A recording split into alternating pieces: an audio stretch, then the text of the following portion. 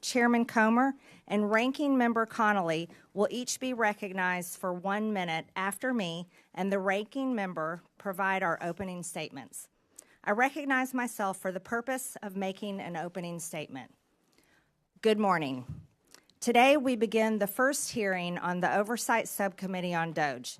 This committee will be laser focused on bringing full transparency to waste, fraud, and abuse within the federal government and presenting the plans to fix the tremendous problems we expose. We as a country are $36 trillion in debt.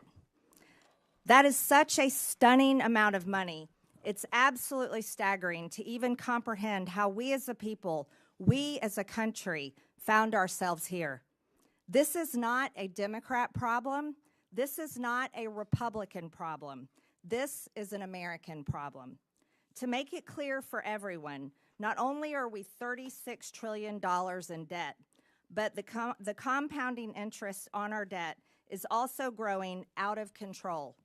Even if we decided to defund the entire federal government, we cannot escape our debt and the compounding interest owed on our debt, which grows bigger and bigger every year. In 2025, interest payments are projected to be $952 billion, which is more than our entire military budget. In 2026, it will be $1 trillion, and by 2035, $1.8 trillion. Over the next decade, total interest payments are projected to be $13.8 trillion. These interest payments don't serve a single American. They don't build a bridge, a road, provide disaster relief, or fund a single part of the behemoth that is the federal government.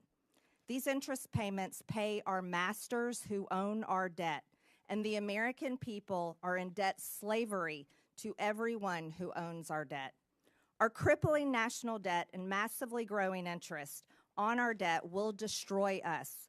Not destroy one political party or the other, it will destroy all of us together.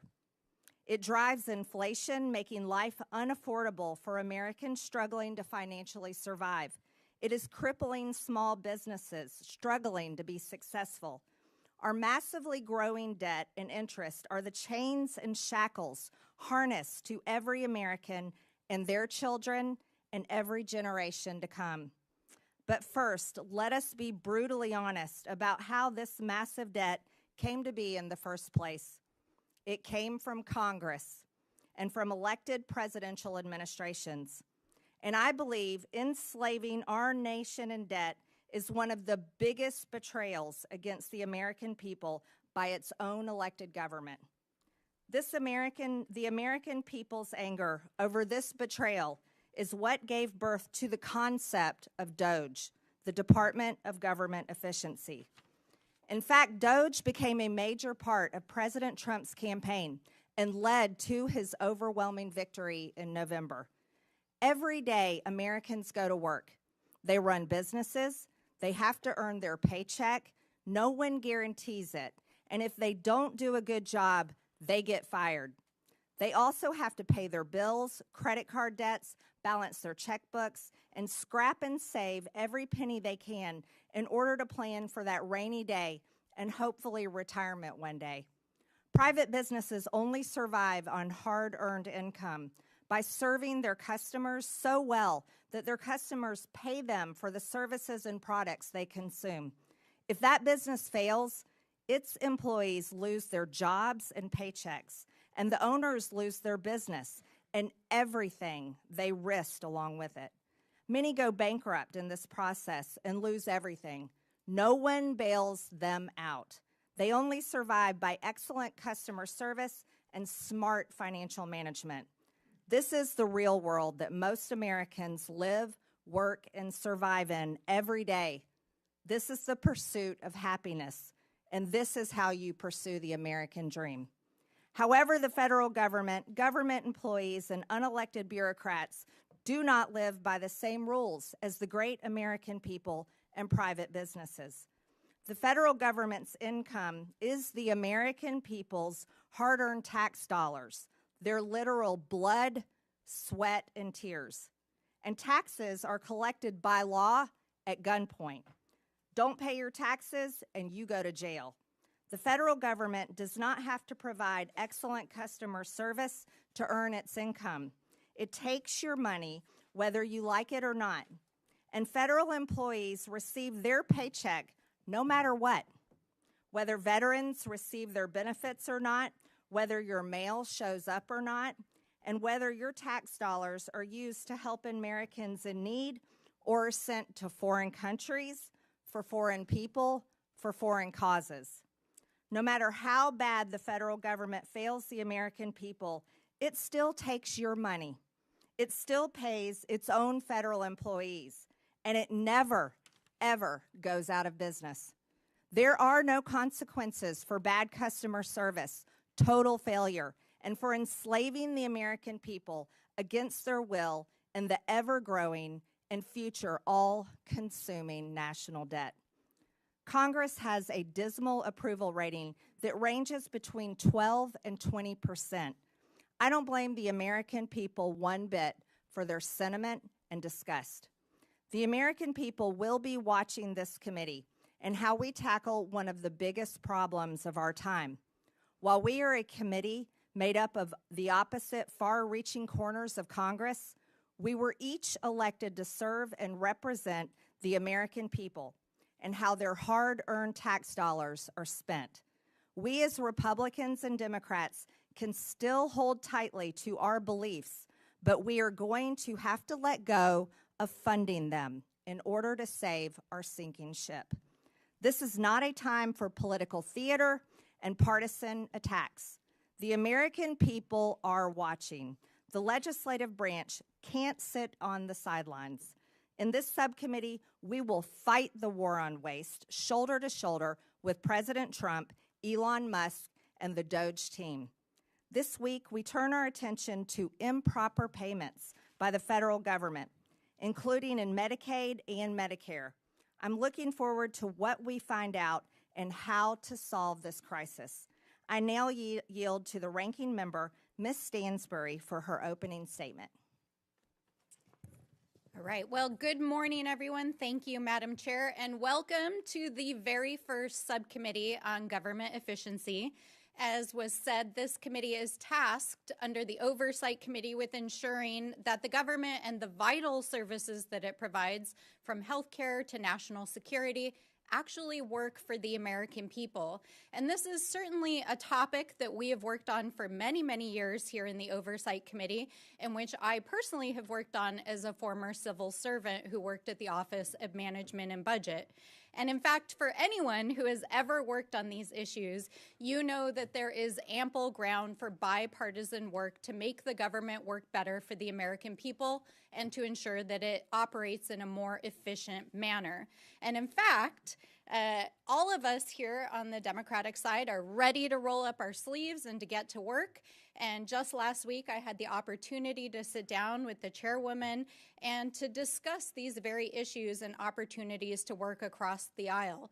And like the chairwoman who shared some of her background with me, I grew up in a working family. I grew up working for small mom and pop family businesses and understand the necessity of balancing the books, making sure we can deliver, and fiscal responsibility. And that's why today's hearing is focused on making sure that the federal government is doing what it's supposed to and digging into the more than $236 billion in improper payments that we see going out the door every single year. And we need to get to the bottom of that. And we need to make sure that we're putting into place rigorous oversight and controls to prevent fraud and abuse, and of course, to go after bad actors. And that is why myself and the Oversight Ranking Member Connolly and other Democratic members of the committee sent a set of bipartisan ideas that we'd like to work on together that would root out waste, fraud, and abuse and modernize and streamline how our agencies deliver vital programs for the American people. These are programs that are important for our seniors and our families and healthcare and the education system, and we need bipartisan solutions to get across the finish line. And we've been trying over the last several years to get these ideas out of this committee, but unfortunately, the committee's priorities have been elsewhere under the current majority. So I hope we can fix that this Congress. But we can't just sit here today and pretend like everything is normal and that this is just another hearing on government efficiency. I mean, all you have to do is look across sensitive data systems. In fact, while we were here discussing government waste on the House floor yesterday, Elon Musk was standing behind the Resolute desk in the Oval Office with the president, and the administration was making emergency court appeals to try to unlock his team's access to the Treasury payment system, which they claim they are using to study improper payments, which is the topic of this hearing. But here's the thing. The Treasury payment system, which includes Social Security information and bank accounts for millions of Americans and data that's critical to national security and the operation of the U.S. government, and payments that go out the door annually equal to almost a fifth of the U.S. economy, is not where the payment decisions are made, because that happens inside the agencies that are currently being dismantled. And the people who actually investigate waste, fraud, and abuse at these agencies are the inspector generals, who Donald Trump fired his first week in office in a midnight massacre. So we have to ask ourselves, what is really going on here? Why did Republicans block Elon Musk from appearing before this very committee last week? Why is the administration so eager to allow Elon Musk and his hackers to have access to proprietary and private information in the Treasury payment systems? Why are our colleagues across the aisle shielding them as they are clearly breaking the law? And why is the vice president trying to rewrite the U.S. Constitution by tweet and undermine the judiciary? So obviously, we're in the Oversight Committee, and we have a lot of questions, and so do the American people, especially while our colleagues across the aisle are trying to scoop up the savings from the dismantling of these agencies to pay for the largest permanent tax break in American history for billionaires and the folks that they're helping on their side of the aisle. So let me close by saying this directly to Mr. Elon Musk. We are well aware that you are eager to engage with members of Congress on social media, but we're not here to play. If you have serious desire to engage in democracy and transparency, we welcome you to the Oversight Committee. Come and testify in front of the American people under oath, because we want to know what you're up to. So if you're interested in talking to us, then please join us here in the People's House, in the House of Representatives. And with that, I yield back. The gentlelady yields. President Trump signed an executive order on his first day in office called Establishing and Implementing the President's Department of Government Efficiency. The EO simply renamed an office in the White House that was actually established by President Obama in 2014 called the U.S. Digital Service. President Trump can have Elon Musk into his Oval Office anytime he likes. I now recognize the chairman of the Oversight Committee, Chairman James Comer. Well, thank you, Chairwoman Green, for holding today's hearing to launch a war on waste. President Trump won an electoral landslide with a clear mandate from the American people to eliminate Washington waste and stop the theft of American tax dollars. And he is delivering on his promise. President Trump has empowered Elon Musk and DOGE to conduct a government-wide audit to identify solutions to curb waste and protect tax dollars. That's exactly what the mission of this committee is supposed to be, and I'm glad that my colleagues on the other side of the aisle have found a newfound interest in waste, fraud, and abuse. With a staggering $37 trillion in national debt, we have no time to lose. A key place to start is improper payments. Since 2003, the government has lost $2.7 trillion because of improper payments. Fraudsters, organized criminals, hostile foreign actors, and even government employees have siphoned money away from those who truly qualify for assistance. For years, Republicans and Democrats on the Oversight Committee have condemned this waste.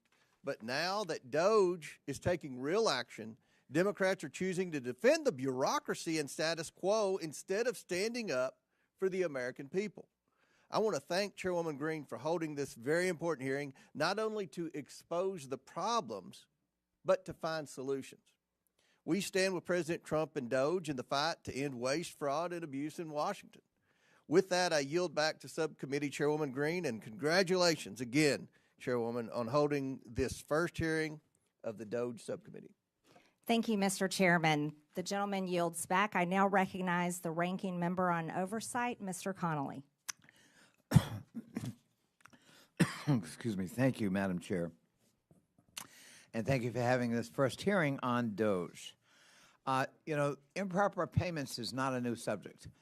I remember joining Steve Lynch and then Todd Platts, Republican member from Pennsylvania, in my freshman year, talking about improper payments. At that time, improper payments were in the range of $35 billion a year. They're now in the range of $280 billion a year. And times 10, we could cut almost $3 trillion from the debt if we addressed improper payments in a deliberative way, which GAO has called for in the high-risk category for years. We can also, secondly, enforce the tax code. It's estimated that at least $500 billion a year is left on the table uncollected but owed because of lack of resources in the IRS.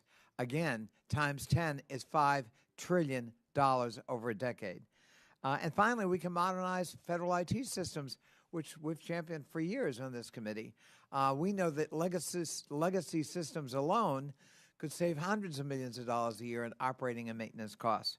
So if we want to be serious about it, let's be serious about it. But the way not to do it is to fire the people charged with the remit of waste, fraud, and abuse, namely inspectors general. President Trump has already now fired 19, including most recently the USAID inspector general, who dared to warn that we could lose $500 million of food aid because it's in warehouses not being moved because of the funding freeze that was imposed in AID. That's a cost we need to avoid. And for doing his job, that IG was fired. If we want to be serious, we've got to have objective, neutral inspectors general who are monitoring government waste, fraud, and abuse and expenditures. And I think you would find Democrats more than willing partners in that kind of enterprise if we're going to be serious. But a wrecking crew, a wrecking crane, a wrecking ball is not going to do it, and we're not going to support that approach to waste, fraud, and abuse in the federal government. I yield back. Thank you. The gentleman yields. The President of the United States has the prerogative to fire anyone that has overseen $36 trillion in debt, enslaving the American people, and rightfully so. I'm pleased to welcome today's expert panel of witnesses who each bring unique experience and expertise that will be valuable to today's discussion. I'd first like to welcome Mr. Haywood Talcove, the Chief Executive Officer for Government at LexisNexis Risk Solutions, Inc. His commitment to customers' needs allows LexisNexis to develop market-leading solutions that have enabled customers to stop fraud, waste, and abuse. Next, we have Mr. Stuart Whitson, the Senior Director of Federal Affairs at the Foundation of Government Accountability. Stuart was previously a special agent in the FBI, a U.S. Army veteran, and now spends his time at FGA advocating to improve welfare, the workforce, and other policy. Next, we have Ms. Dawn Royal, a certified welfare fraud investigator in the state of Wyoming and director for the United Council of Welfare Fraud. She advocates for investigating and preventing fraud of government benefits and has done so over the past 16 years. Finally, we have Mr. Dylan Hetler-Gaudette, the Director of Government Affairs at the Project on Government Oversight. Dylan leads advocacy efforts and policy reforms to a wide range of good governance. I thank each of our witnesses for being here today, and I look forward to your testimony. Pursuant to Committee Rule 9G, the witnesses will please stand and raise their right hand. Do you solemnly swear or affirm that the testimony you are about to give is the truth, the whole truth, and nothing but the truth, so help you God? I do. Let the record show that the witnesses answered in the affirmative. Thank you. You may take a seat. We appreciate you being here today and look forward to your testimony. Let me remind the witnesses that we have read your written statement and it will appear in full in the hearing record. Please limit your oral statement to 5 minutes. As a reminder, please press the button on the microphone in front of you so that it is on and the members can hear you. When you begin to speak, the light in front of you will turn green. After 4 minutes, the light will turn yellow. When the red light comes on, your 5 minutes have expired, and we would ask that you please wrap up. I now recognize Mr. Talcove for his opening statement. Chairwoman Green, Ranking Member Stansberry, and distinguished members of the committee, for over a decade, a silent war has been waged against American taxpayers, not with bombs or guns, but with data and technology. Outdated government systems permit criminals to access unlimited sums of money. During the pandemic, they stole $1 trillion. 70% of those dollars went overseas. Shockingly, it's just not criminals exploiting the system. It's the flawed system itself acting as the accomplice. If left unchecked, the U.S. government will continue to lead the world in funding cyber criminals. This is a data and technology problem, and it demands a data-driven response.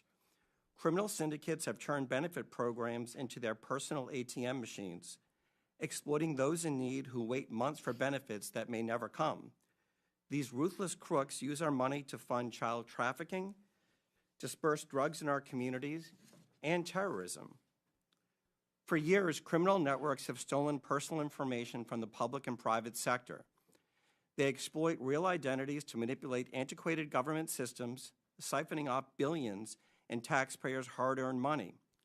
We continue to pay benefits to deceased and incarcerated individuals, direct money to bad actors flagged on the do not pay list, and overlook duplicate Social Security numbers by not following best practices. During the pandemic, a simple cross-check of PPP loan recipients against IRS records would have exposed massive fraud and prevented payments to transnational criminals who sold their quote-unquote sauce on the dark web. To stop this, we must reclaim control of our systems, not just from the criminal syndicates, but the flawed systems enabling them. Smarter technology, data, and identity verification are not optional. They are necessities to protect taxpayers and ensure aid reaches those who truly need it. Now, the use of AI is fundamentally changing society, but in the hands of criminals, it has become a weapon. Lawbreakers are now using it to supercharge their war on taxpayers.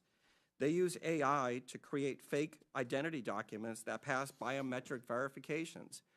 Bots flood portals with thousands of fraudulent claims per second, and deep fakes that mimic real applicants bypass the outdated NIST 863 standards from 2017. Honest and deserving people seeking access to government benefits suffer through endless application forms that are nearly impossible to navigate. But criminals from Russia, China, and Romania gain access with ease. The private sector has fraud rates below 3%. Meanwhile, the public sector operates at a 20% fraud rate. The solution is clear. It's already used every day to protect consumers. You seamlessly interact with your bank through an app that verifies your identity in milliseconds. There's no excuse for the government to lag if we do the following. Number one, implement identity verification on the front end. Criminals should never receive a dime. Eliminate self-certification.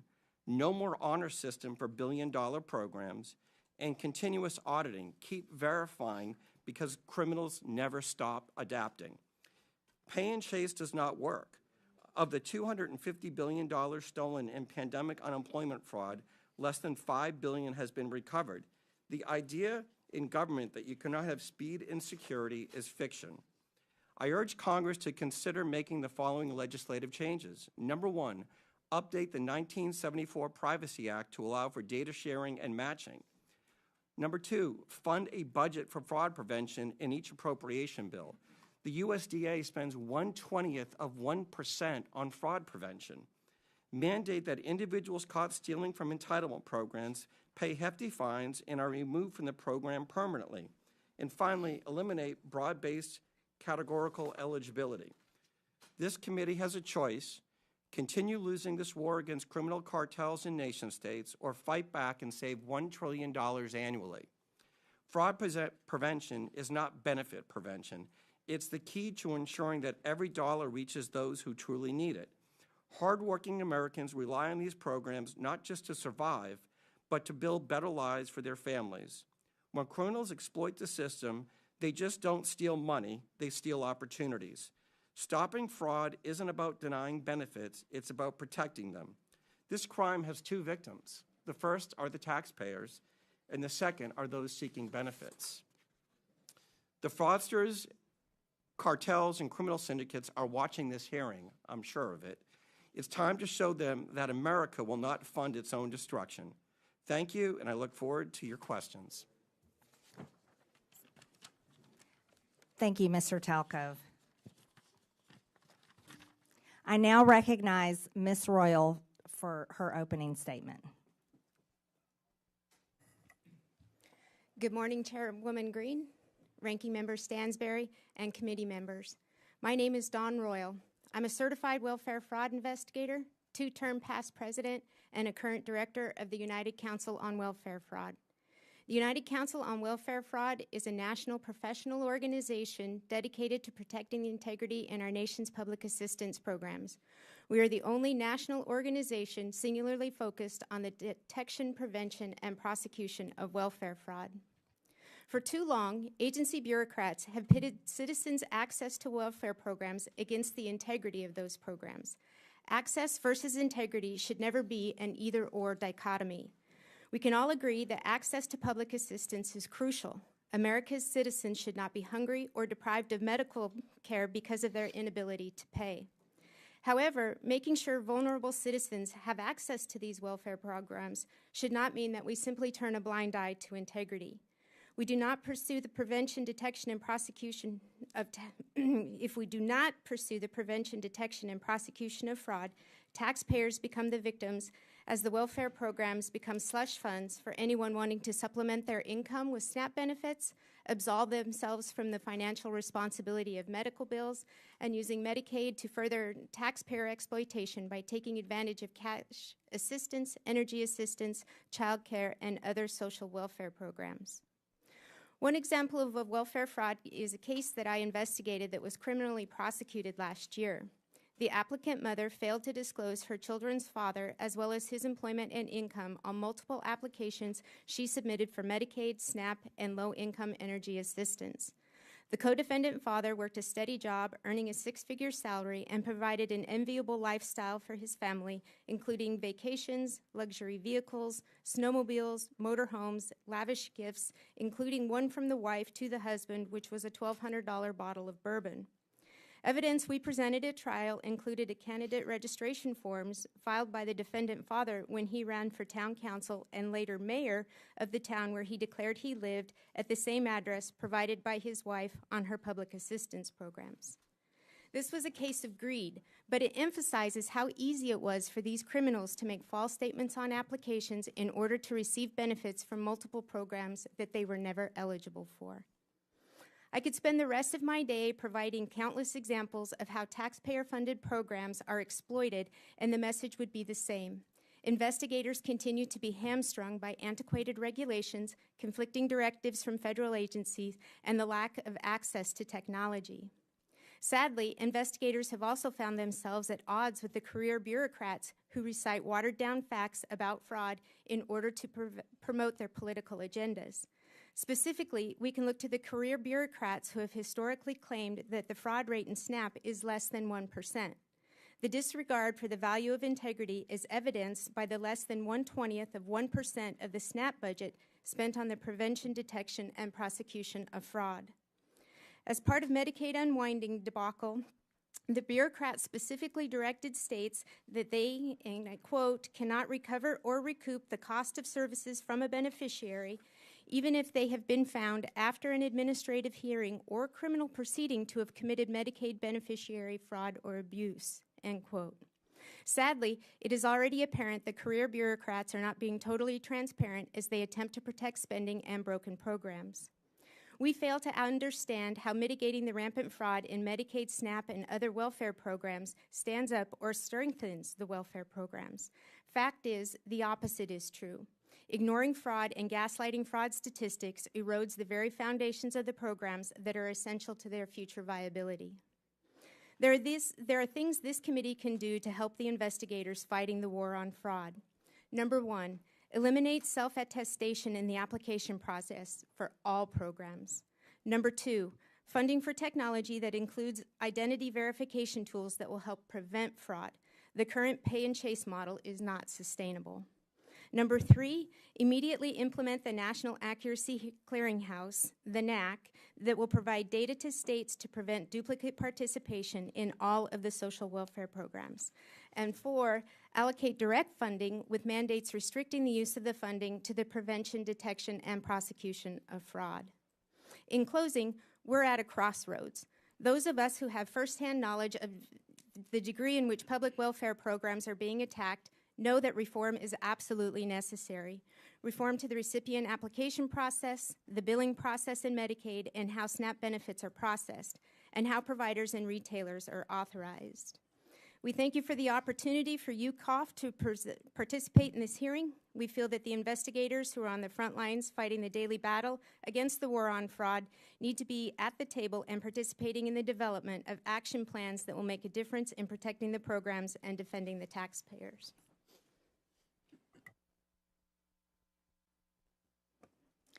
Thank you, Ms. Royal. I now recognize Mr. Whitson for his opening statement.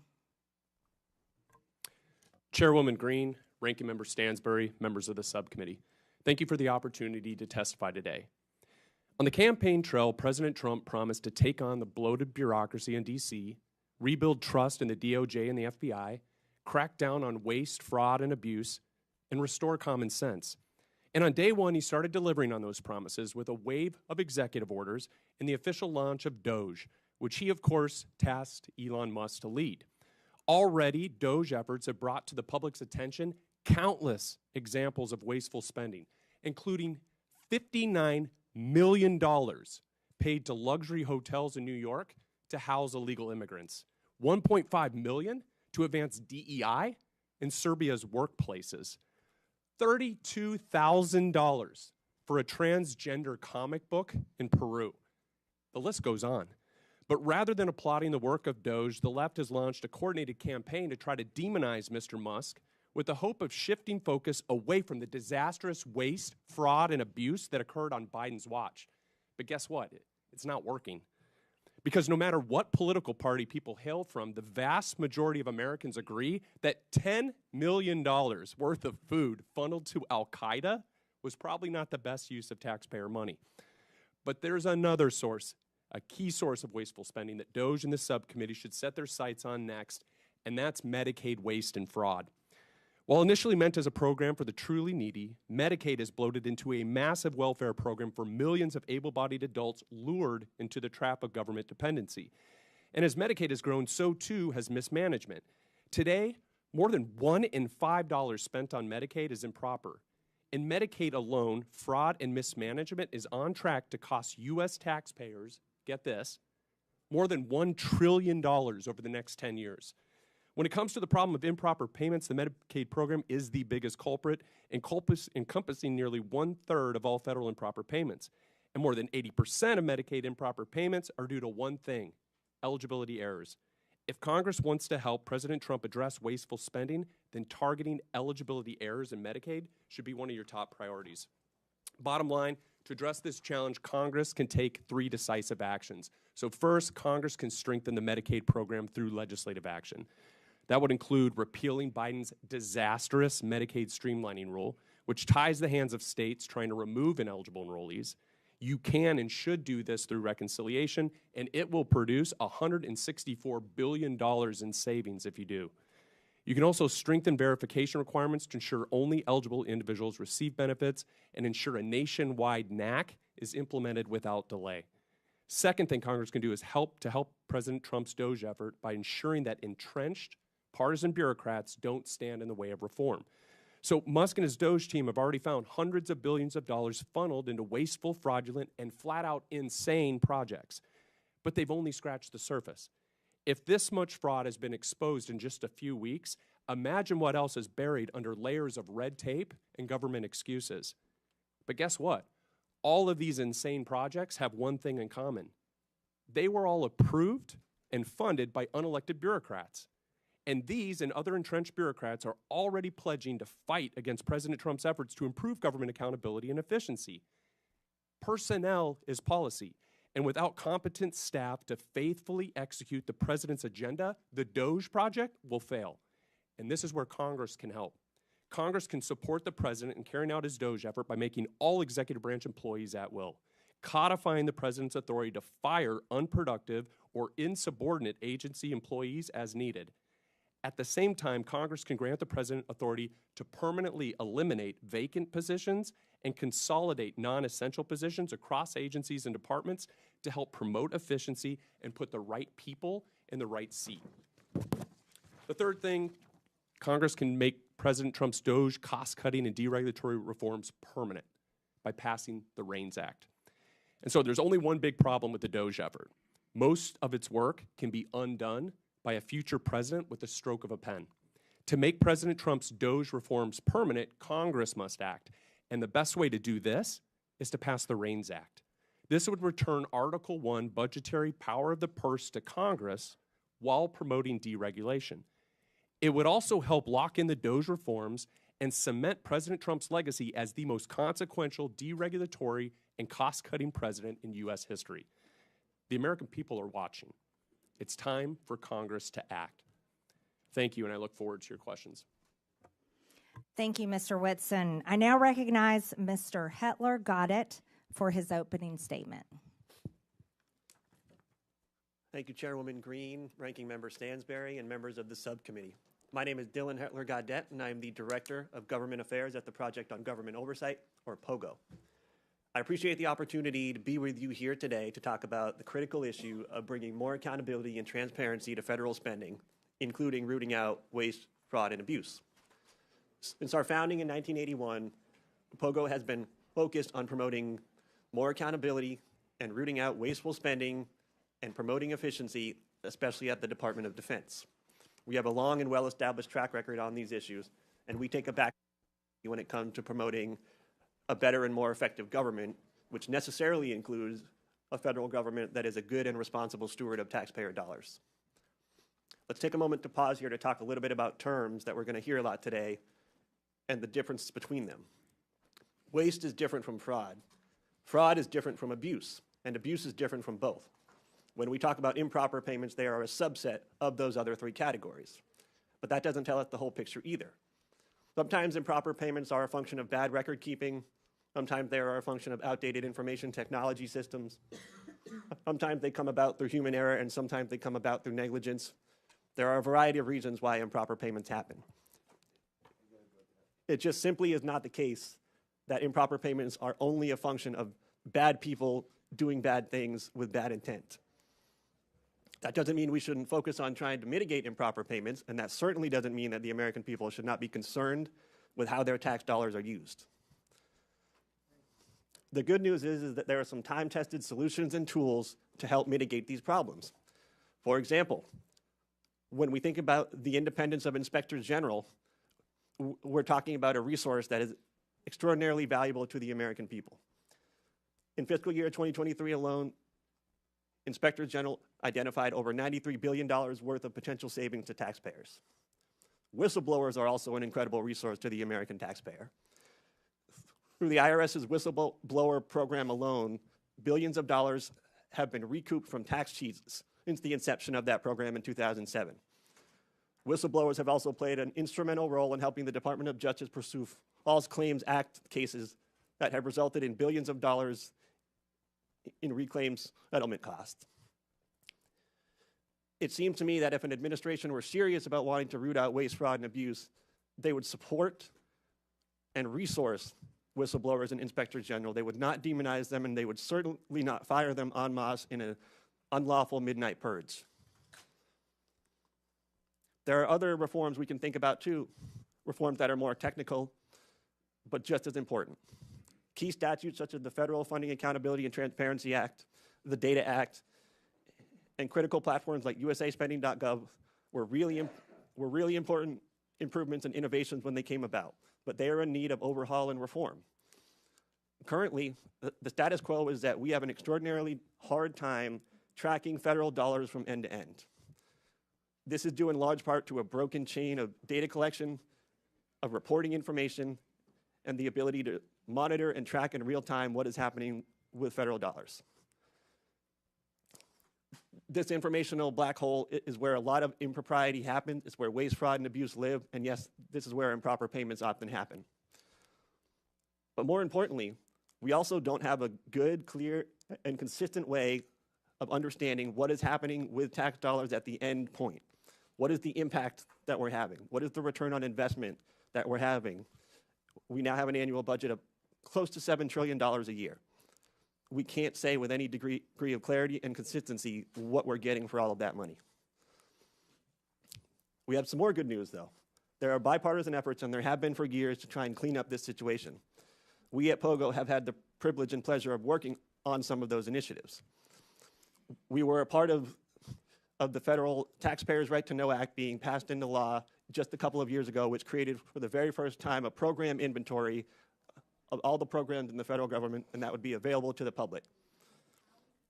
We have worked with a member of this very committee, the House Oversight and Accountability Committee, to introduce a piece of legislation that would bring more transparency to federal subaward reporting. We have supported and endorsed multiple pieces of legislation that take direct aim at the improper payments issue.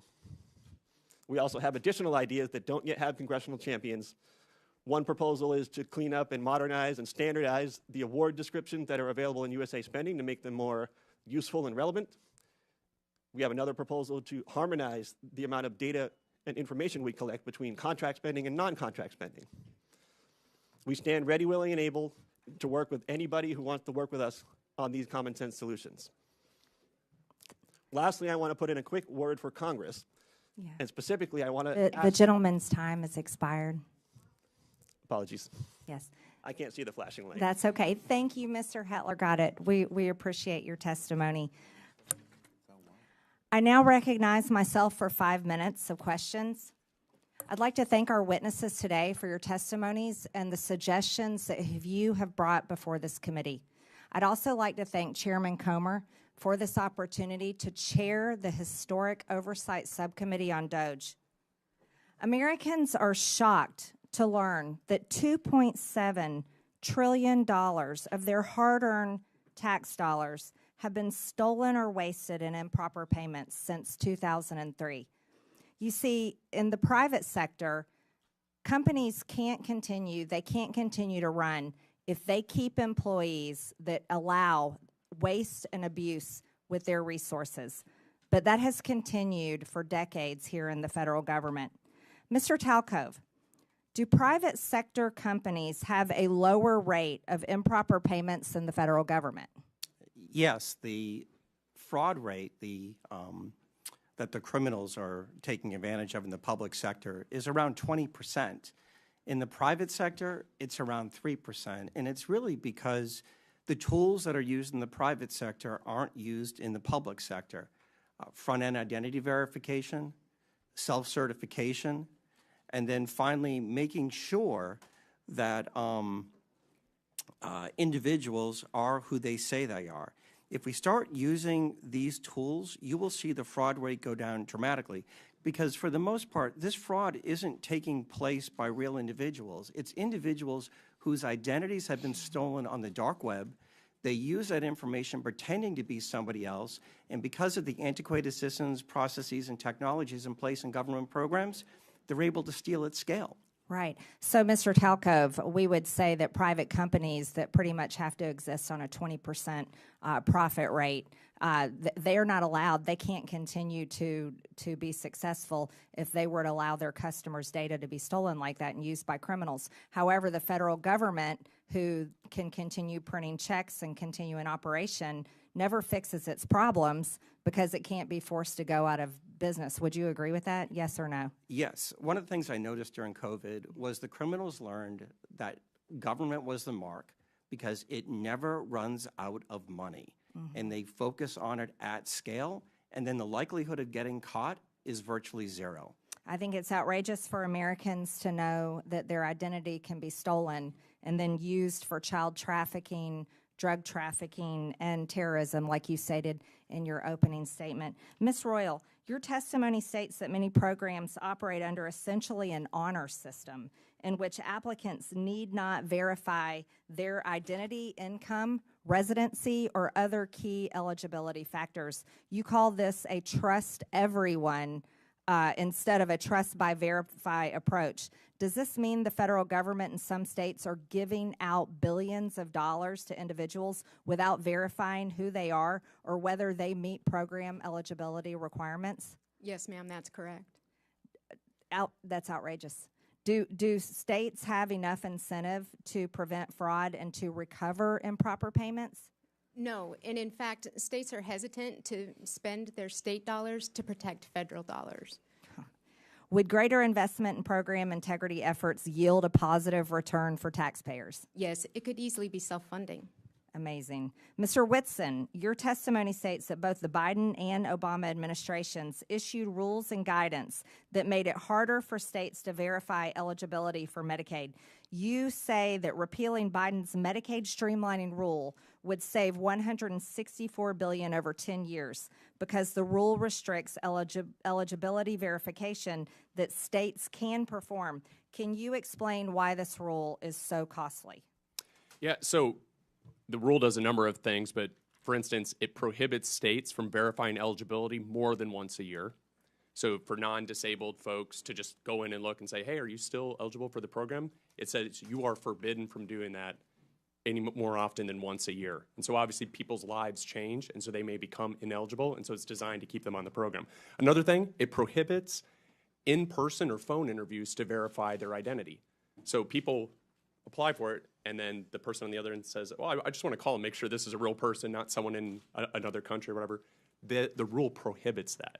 And so there's a number of other provisions. It also opens a lengthy reconsideration periods, and this is where illegal immigrants are able to obtain the benefits. And so basically it says once you get these benefits, you can't interfere with it for a 90-day period or longer. And so there's a number of horrible things. So we can't verify if someone is illegal or legal receiving benefits. Just to correct that, yes or no? You have to wait a state has to wait at least 90 days, and actually what we're seeing is it's led some states to wait as long as 13 years.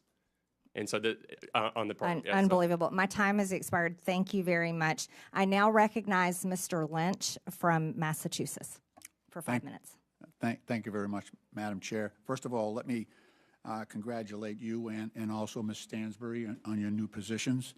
And I want to thank the witnesses for your testimony. We've already heard some good ideas about how to work together. And Mr. Gaudette, I, for one, would be most open to working with POGO and trying to work on some of the legislative ideas that you have to actually get at some of this waste, fraud, and abuse.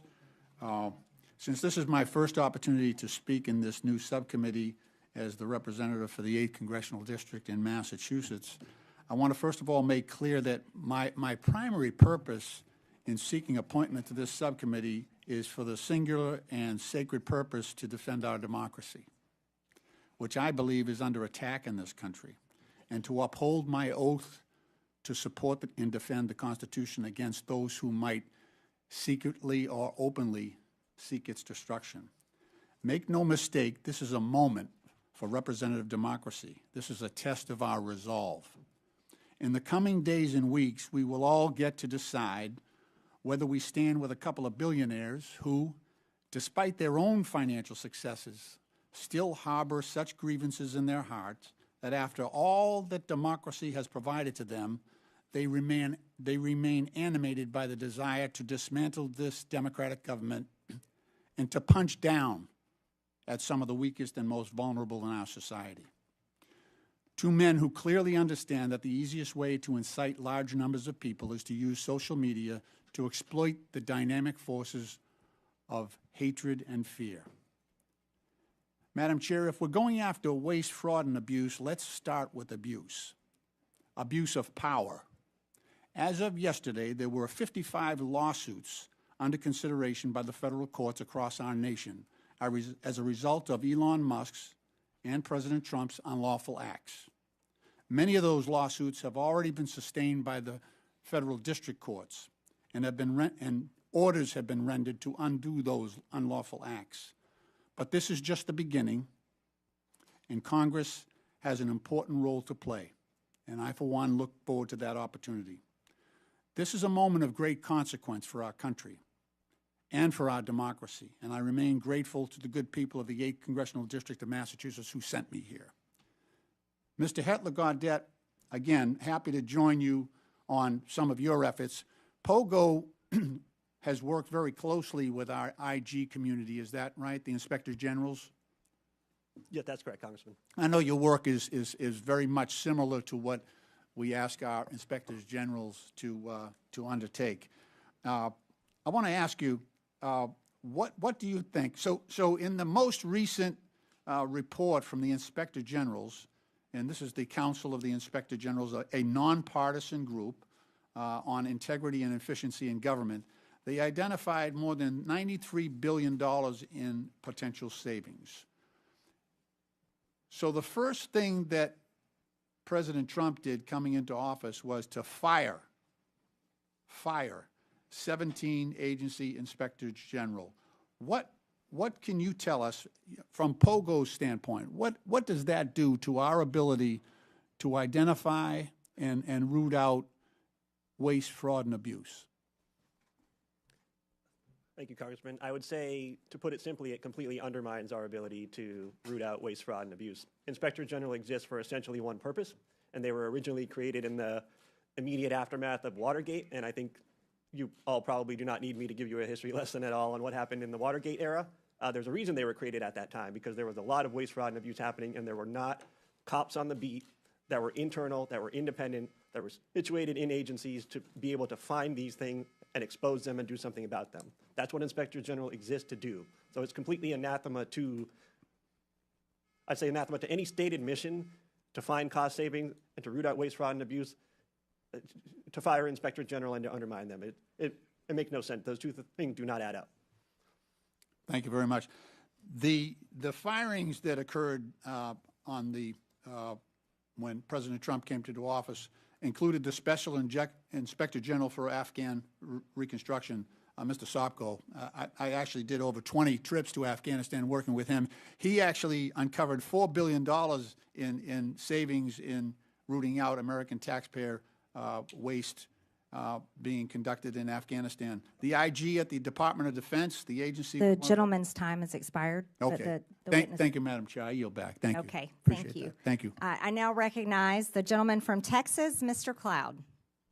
Thank you, Madam Chair. For far too long, D.C. politicians have gotten away with measuring their personal value and worth by how much of other people's money they give away. And for far too long, they self-righteously have opined that this spending was for altruistic purposes given out of care and compassion. For far too long, they've been more concerned with looking like they cared than having enough care and concern to actually do the due diligence to ensure that the tax dollars were being used wisely and effectively. And for far too long, those of us who've worked to uncover waste, fraud, and abuse have had to deal with what amounts to an unconstitutional fourth branch of permanent bureaucracy that has too often worked to ignore, obfuscate, delay, and frustrate our efforts to bring transparency and oversight. Over the last few weeks, the DOGE effort has begun to uncover not only how massive the waste, fraud, and abuse is, but also the extent at which D.C. politicians and too many obstinate bureaucrats have coordinated to create what is essentially the largest money laundering scheme in history. And while Americans have been working to make ends meet, they have been using taxpayer dollars to fund unnecessary, egregious, and even evil things here at home and around the world. Thankfully, in DOGE, we have a president bringing the leadership needed and a focused effort, along with the talent, technology, tools, and transparency to this waste, fraud, and abuse. And to those who would stand opposed to this effort, I would just point out, while it's understandable to find waste, fraud, and abuse that has grown and metastasized in this government even over decades, certainly accelerated over the last few years, to continue to protect it is corruption. I want to thank the chair for beginning this war on waste on this side of Pennsylvania Avenue and bringing together this committee. This effort is so important as we work to relieve the American people of this burden of waste, fraud, and abuse. Mr. Talcove, you mentioned in your written statement and talked about it in your statement at the beginning that this waste, fraud, and abuse is a national security threat, and certainly one of the challenges facing us that is a national security threat is our fiscal situation. And so we have got to find ways to find savings to the American people in order to bring confidence to the bond markets, to put our country on a fiscal footing, and to reverse the curse, so to speak, that we are placing on our children and our grandchildren. You mentioned a couple threats, though. You mentioned internal threats. You said that these cases involve government employees, individuals entrusted with administering benefits who, instead of using their positions to approve fraudulent claims, override security controls, or even sell sensitive claimant information for profit. Now, this is not every federal employee for sure, but within the context of people who are trying to give their best effort, we have an internal threat. But you also mentioned transnational fraud rings, terrorist organizations, nation states, North Korea, nuclear weapons programs funded by our tax dollars, China, Nigeria, Iran, Romania, Russia, not our friends necessarily, that are being funded by taxpayer dollars. Could you give us some examples of how this is happening? Yeah. So when you think about what happened during the pandemic, $1 trillion was stolen. 70% of that money went overseas. And I can give you some examples. In a western state, they had more people applying for unemployment insurance benefits than they had individuals over 18. The people that were stealing the money from Romania were using it to facilitate other fraud schemes that include fentanyl, that include doing things to impact our democracy. On the insider threat, right, the first thing you have to say, and my dad was a public servant, is 99% of people that work in the public sector are honest, hardworking individuals. But there are some, and what you need is data and technology to root that out. There were examples during the pandemic. There were some examples even of last week where people got into the Medicaid system in a western state and stole $50 million in less than 4 months. So you have to have these controls in place, right? These aren't individuals stealing, Mr. Cloud. These are organized criminal groups, both domestic and transnational. As you mentioned, taxpayers are being forced to fund the demise of our own country. Mr. Whitson, I wanted to ask you, because there's a lot of talk about reconciliation right now. You mentioned Medicaid and what could be done to bring a pretty substantial amount of savings, and this is without affecting those who truly need Medicaid and for what the purpose of the program was extended for. Now, the gentleman's time has expired. Hopefully, does the witness want to answer the question? No, Just only to quickly. say that, yes, there's a tremendous amount of savings that can be found from the streamlining rule, but also work requirements in the program is another big area that can be done in reconciliation, and that's could save a significant amount as well, $241 billion in federal spending over 10 years. thank you. Thank you. Thank you, Madam Chair. You're welcome. I now recognize the gentleman from California, Mr. Garcia. Well, thank you. Thank you to all of our witnesses for being here. And I want to just start off by making something clear. I think we're all here to fight against the lies, the corruptions, and the attacks on our social safety net. Now, we should in no way be cooperating with House Republicans who want to shut down the Department of Education and destroy Medicare, and Medicaid. And we should not stand by as the richest man on the planet gives himself and his companies huge tax cuts while the American people get absolutely nothing. Now, I find it ironic, of course, that our chairwoman, Congresswoman Green, is in charge of running this committee. Now, in the last Congress, Chairwoman Green literally showed a dick pic in our oversight congressional hearing, so I thought I'd bring one as well. Now, this, of course, we know is President Elon Musk. He's also the world's richest man. He was the biggest political donor in the last election. He has billions of dollars in conflicts of interest, and we know that he is leading a power grab, also abided by and encouraged by Donald Trump and, of course, the chairwoman, Congresswoman Green. But I also want to run through what DOGE actually is going to do. It's a demolition plan that's going to run through our government. DOGE is trying to abolish the Department of Education. That means opportunities denied to kids. It means you're ripping away opportunities for children with disabilities who are dependent on this money.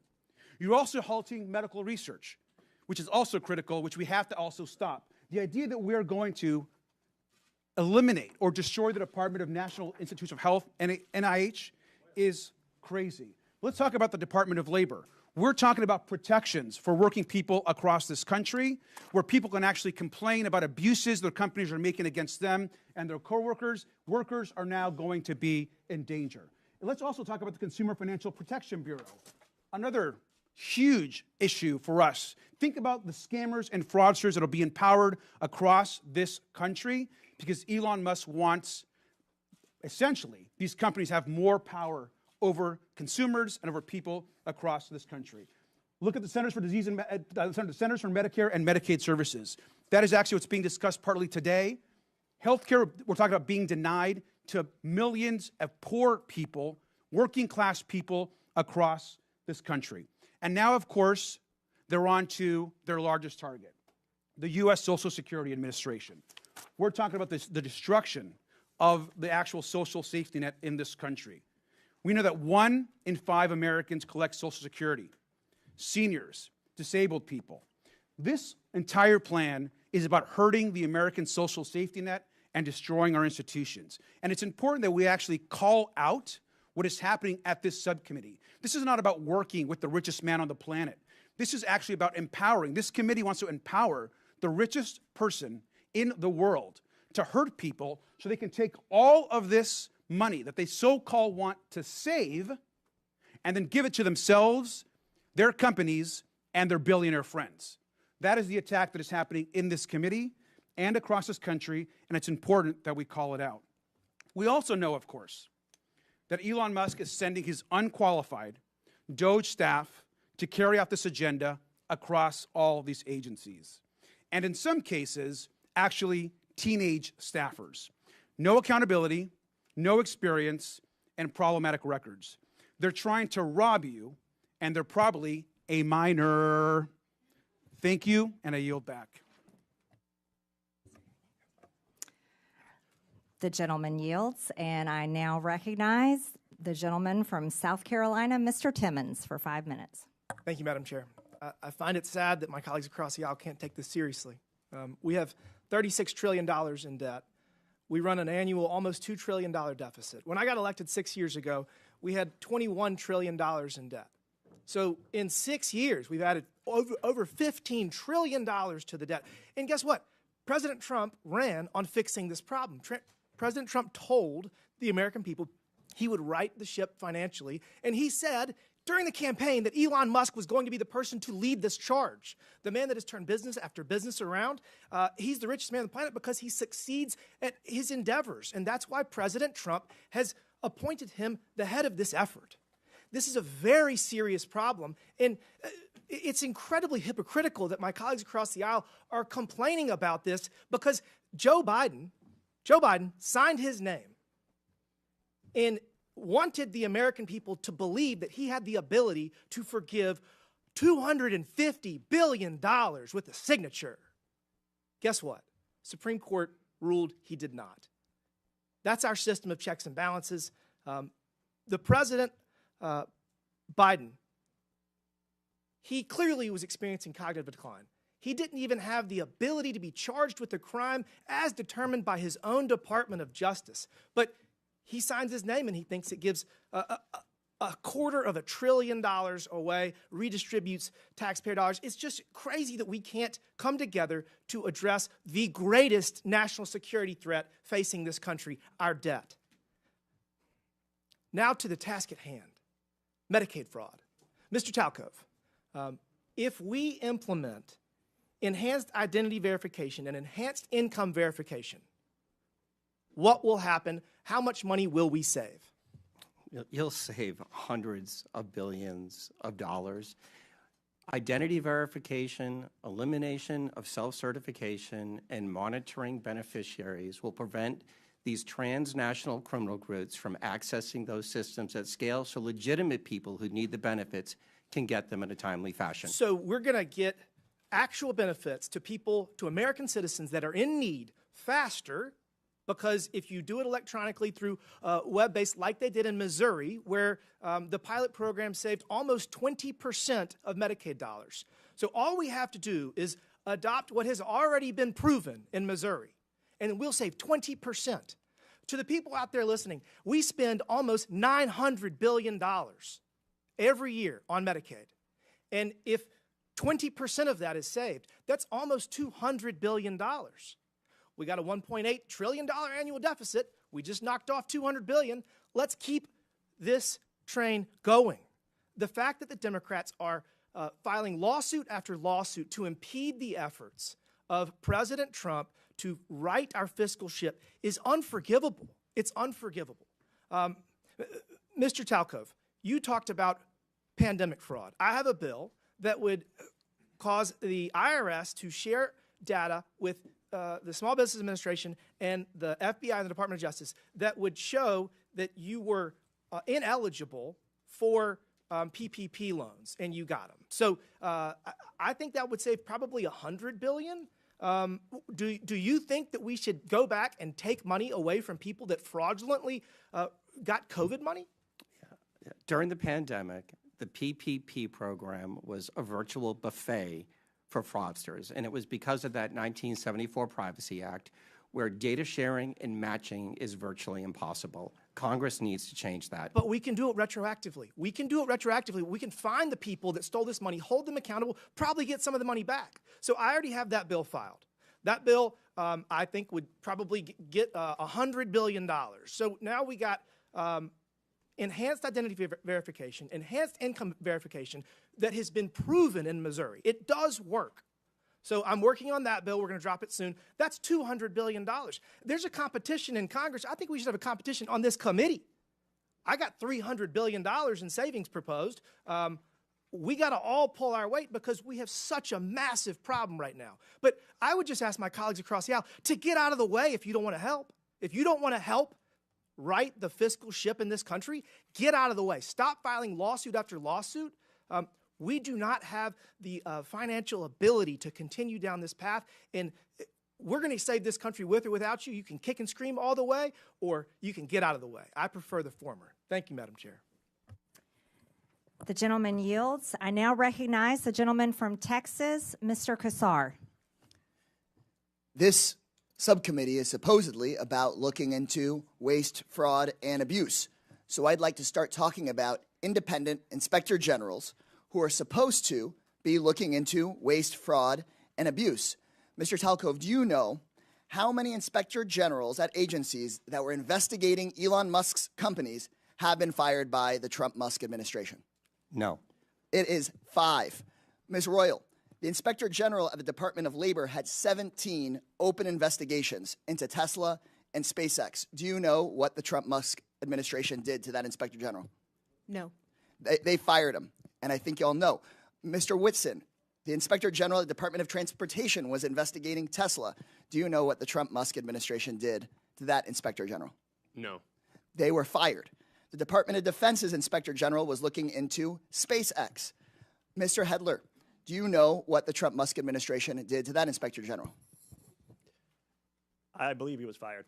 Thank you. I think everybody on the panel knows what the answer to these questions were. The U.S. Department of Agriculture Inspector General was investigating Musk's Neuralink. Mr. Talcove, now I'll ask you again under oath, do you know what Mr. Trump did to that inspector general that was looking into one of Musk's companies? No. He was fired. The inspector general at the EPA was repeatedly taking on Tesla. Mr. Hedler, since it seems that you're answering the questions that everyone knows the answer to, do you know what the Trump-Musk administration did to that inspector general? I believe he was also fired. Also fired. At least 5 inspector generals that were looking into Elon Musk's companies were fired by the Trump-Musk administration. These inspector generals, who are independent, protected by law, they are the people that find the waste, fraud, and abuse and found many of the cases of waste, fraud, and abuse that have been brought up today, fired because they were looking into Elon Musk. At the NLRB, the National Labor Relations Board, which is supposed to protect workers from getting their unions busted by folks like Elon Musk, made functionally broken by the so-called Department of Government Efficiency that really is the Department of Government Efficiency for Elon Musk, not for you.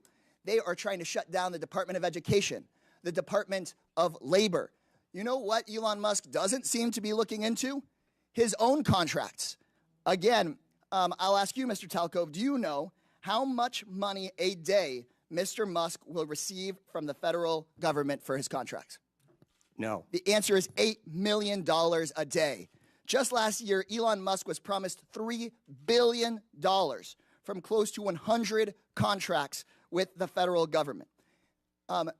Ms. Royal, do you know how much the average person in this country who survives on Social Security, one of our seniors who's worked their entire life, about how much they have to survive on a day?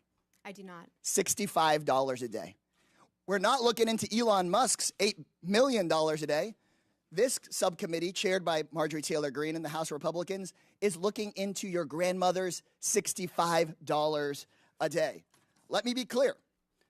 I think we would all support taxpayer savings, look into money we might needlessly send to billionaires and big corporations, find taxpayer savings, and send it back to your hardworking family. But instead, what House Republicans and the Trump-Musk administration want to do is they want to look into your kids' lunch money, your kids' teacher's salary, into your grandparents' Social Security. They want to take that money and give it out in billionaire tax cuts, and they're talking about that in committee tomorrow, in Budget Committee tomorrow. They just released their plan. So let me be clear. When Republicans talk about government efficiency in this Congress, they're not looking into billionaires who don't pay their taxes. They're not looking into billionaires who get rich off of government contracts. They're not looking into Elon Musk firing watchdogs who are supposed to keep him accountable. They're looking at cutting your public schools. They're going straight for your Social Security. They're coming straight for cancer research. They're coming straight for the Department of Education. They're not looking at big tech. They're not looking at big pharma because those people fund their campaigns. If this committee were serious about rooting out waste from our federal government, then today's whole hearing would be about how Musk and Donald Trump are firing the independent watchdogs who've done this work for decades. Instead, my Republican colleagues' actual goal on this committee is to distract from Trump and from Musk's corrupt war on accountability. This will not be a subcommittee dedicated to making government efficient for everyday people.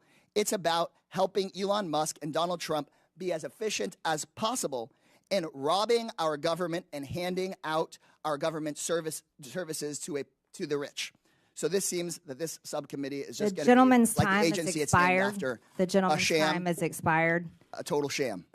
The American people are $36 trillion in debt.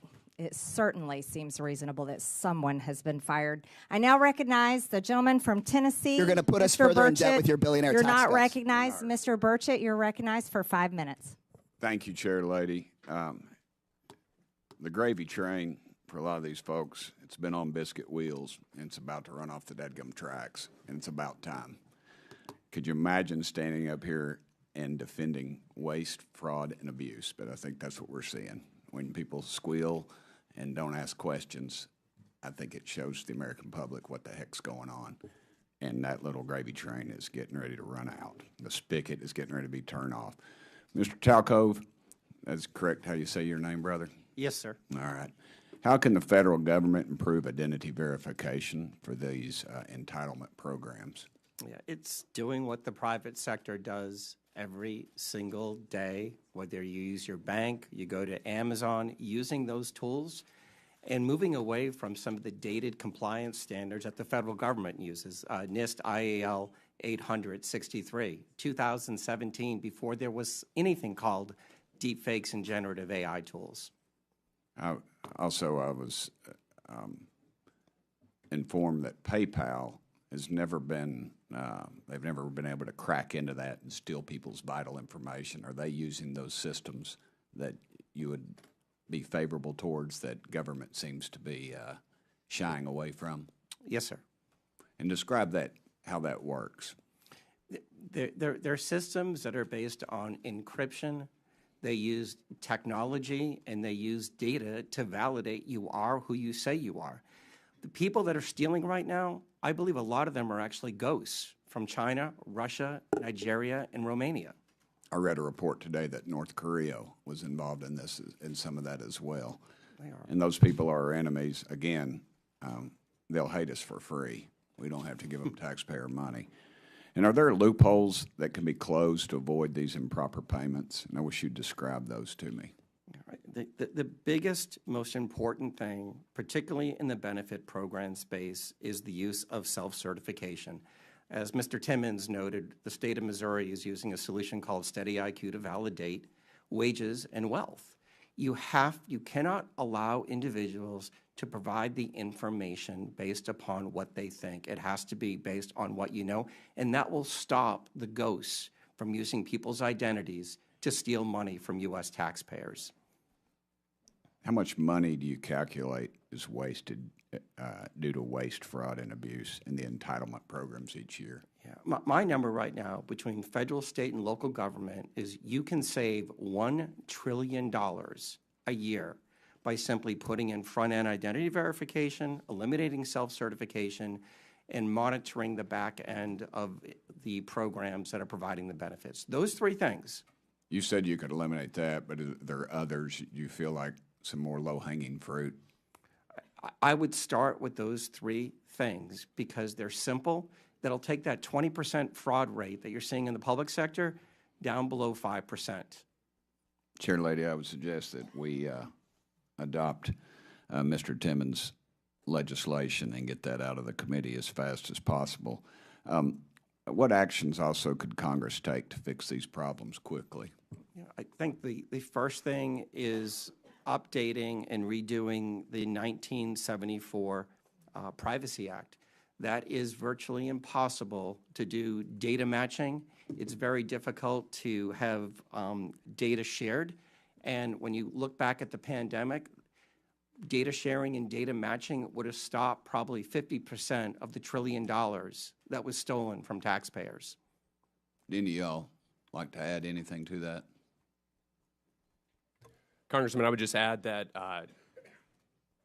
rather than accepting self-attestation, that states should have to be required to actually verify people's identities. And here's the key part: before they get enrolled, they shouldn't get enrolled and then eventually come down later on down the road.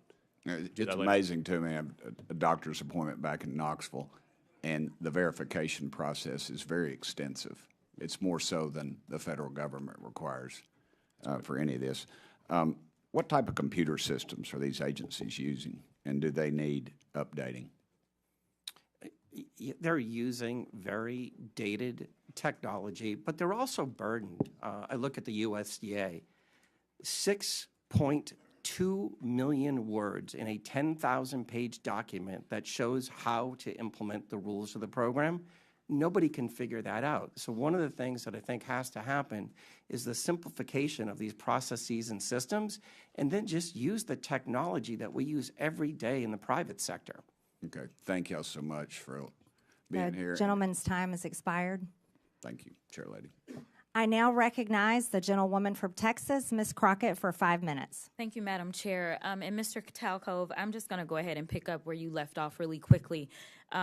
Just to be clear, the upgrades that you're talking about as it relates to our data processes, these aren't things that would be free, are they? They would cost some kind of money. Not looking for a number, but they will cost, correct? some are free and some would cost money. Okay. All right. So I just want to leave it there because we've had a number of these hearings. So I do want to be clear, before the Trump administration came in, this committee did exist in the form of the Oversight Committee, and our task is to root out waste, fraud, and abuse. In that vein, we had a number of hearings, at least last term. I can't speak for any other term as I'm only in my sophomore term, and we dealt with improper payments. And interestingly enough, our chairwoman, who is so passionate about this today, she missed every single one of those improper payment hearings. But just to be clear, I was there, so I don't want anyone to believe that Democrats just come to work and don't plan to do work.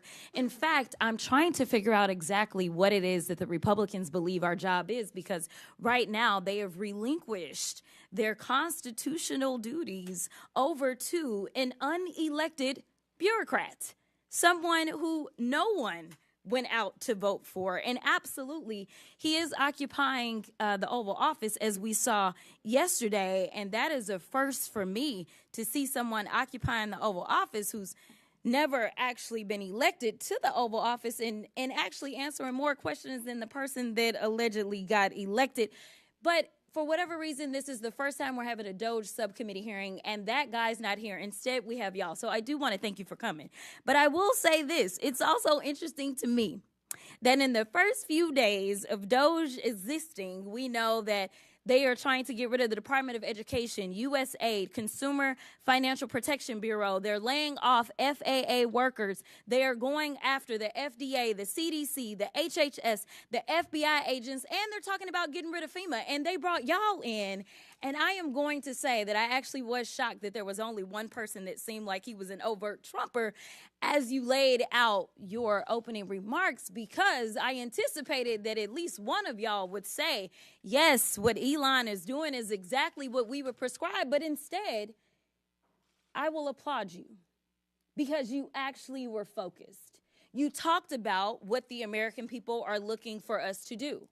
We've actually consistently on this side of the aisle promoted this idea of making investments into technology so that we can do things such as, say, look at the Department of Defense. The Department of Defense that takes up approximately, 50% of our discretionary income or our discretionary spending.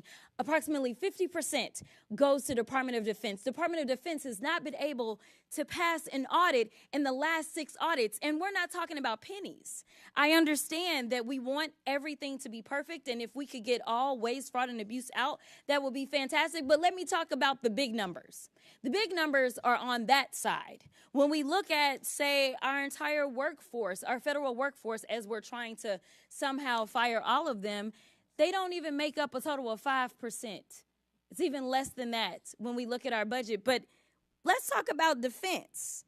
That just happens to be the same side of the ledger that Mr. Musk gets the vast majority of his money from. In fact, at the same time that they were unlawfully, and we will stay in court, because on this side, we believe in law and order. We believe in, a number of us are actually lawyers, but nevertheless, we understand the Constitution. We believe in that as well. And so